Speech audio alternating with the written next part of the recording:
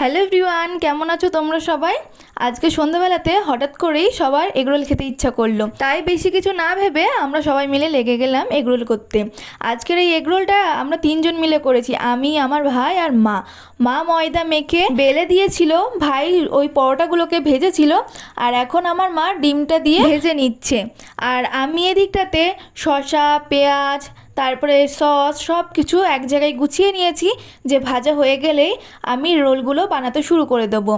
আমরা কিন্তু বাড়িতেই সব কিছু বানিয়ে খাই, দোকানের খাবার খুব একটা বেশি আমাদের বাড়িতে খাওয়া হয় না। মা পরোটাগুলোতে ডিম দিয়ে ভেজে দিচ্ছে, আর আমি এদিকে শসা, পেঁয়াজ, সস, অল্প করে বিট লবণ আর গোলমরিচের গুঁড়ো ছড়িয়ে দিচ্ছি। এবারে এটাকে ভালো করে মুড়িয়ে নেবো, তাহলেই কিন্তু বাড়িতে তৈরি হয়ে গেল এগ রোল। তবে এই এগ রোলটা কিন্তু দারুণ হয়েছে, দোকানের থেকেও ভালো হয়েছে। বাড়িতে বানানো যে কোনো জিনিসই না খেতে সব থেকে বেশি টেস্টি হয়। দোকানে না গিয়েও বাড়িতে দোকানের থেকেও ভালো এগ রোল বানিয়ে নিলাম।